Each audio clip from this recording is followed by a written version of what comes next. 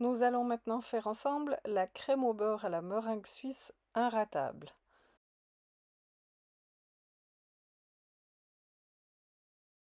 Alors là, j'ai décidé de la faire au café, donc aromatisée au café.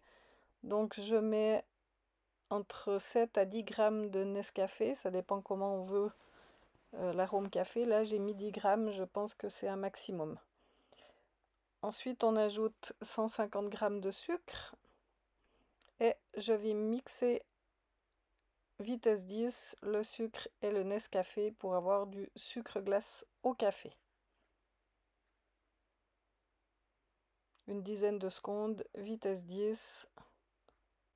Si vous préférez faire avec du café liquide, il vous faudra du café très fort et le rajouter en toute fin de recette et pas dans les blancs d'œufs.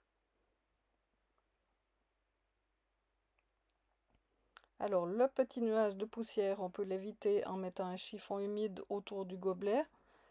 Ça c'est simplement parce qu'il y a un espace entre le couvercle et le gobelet qui est prévu pour la mayonnaise, pour que l'huile puisse s'égoutter gentiment. Donc c'est tout à fait normal qu'il y ait un petit nuage de sucre.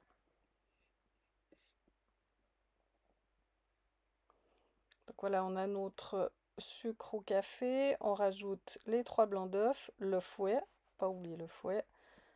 En principe, quand on utilise le fouet, j'enlève le gobelet pour que l'air puisse rentrer un maximum. Et on va mettre ça 3 minutes, 70 degrés, vitesse 2. Voilà, après 3 minutes, ce que ça donne. Le sucre et le café ont fondu dans les blancs d'œufs, mais les blancs d'œufs ne sont pas encore montés. Maintenant, on va mettre 15 minutes, température à 0 et vitesse 3. Et là, la meringue va refroidir et les blancs vont monter.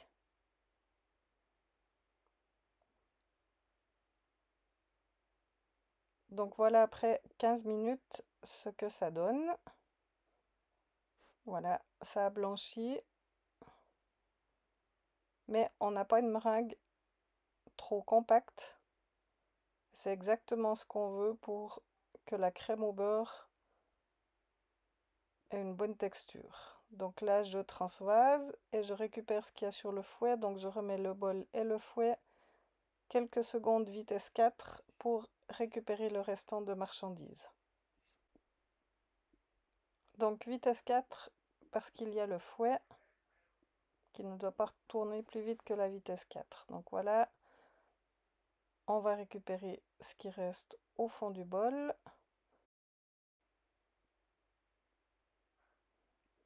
Et on va remettre notre bol en place pour y mettre le beurre. Donc pas besoin de rincer le bol.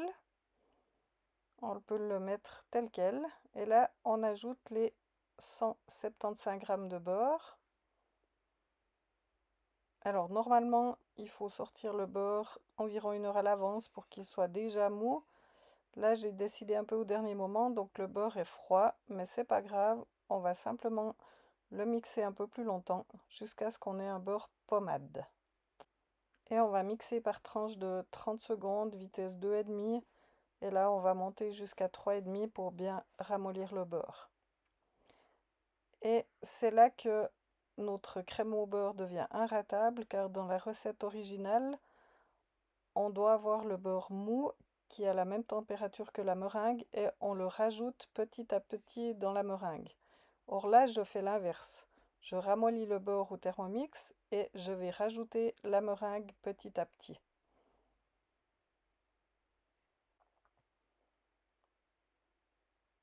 Donc j'ai mixé mon beurre 30 secondes, mais on voit qu'il est encore trop froid. Il n'est pas du tout pommade. Donc on va remettre 1 ou 2 fois jusqu'à avoir un beurre bien pommade.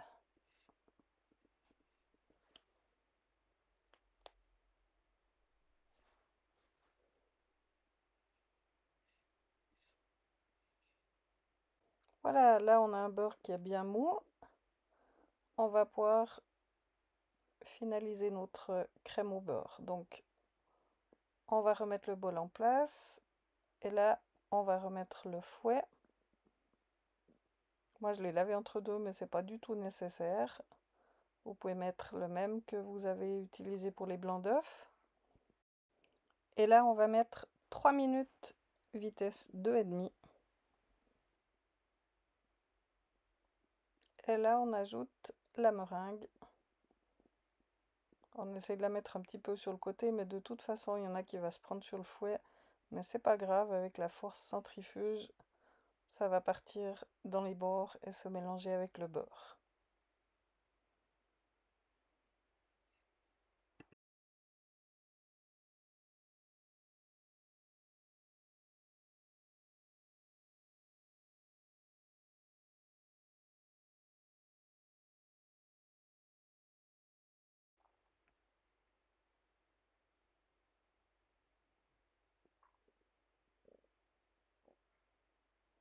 Et voilà, notre crème au beurre est terminée.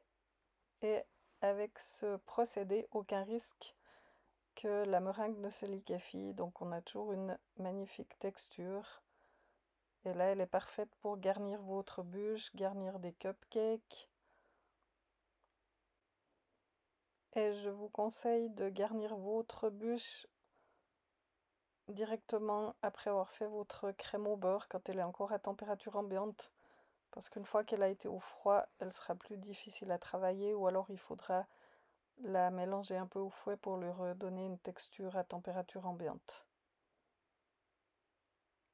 Mais une fois votre bûche garnie, cette crème au beurre peut se garder plusieurs heures à température ambiante. Donc c'est un gros avantage suivant où on doit se déplacer.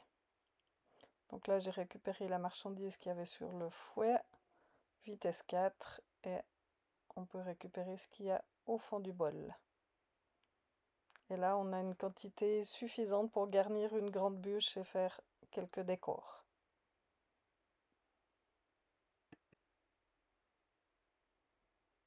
Et on a bien pu récupérer tout ce qu'il y avait au fond du bol. Voilà. Plus qu'à faire le programme nettoyage et le tour est joué. Maintenant, je vais vous donner 2-3 petites astuces si vous voulez faire des décors à la poche à douille. Notamment si vous voulez faire des dessins avec des douilles différentes et vous avez une crème. Donc mettez la crème dans une poche sans mettre de douille et vous mettez les douilles différentes dans d'autres poches. Et vous insérez la poche avec la crème dans la poche qui a la douille. Vous utilisez pour faire les dessins que vous voulez. Je fais des roses avec une douille cannelée.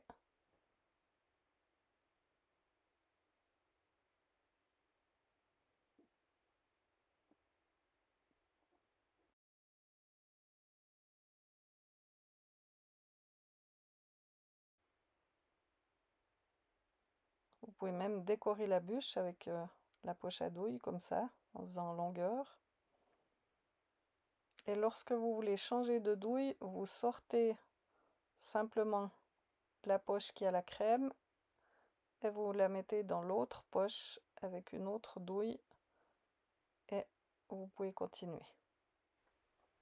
Donc n'hésitez pas à vous lancer, c'est pas quelque chose de compliqué à faire et vous avez une crème au beurre qui est allégée par la meringue. Donc là vous avez la crème nature, ici je l'ai saupoudrée de noix de coco, mais vous pouvez l'aromatiser avec du chocolat fondu par exemple que vous ajoutez tout à la fin de votre crème au beurre et pourquoi pas des purées de fruits, etc.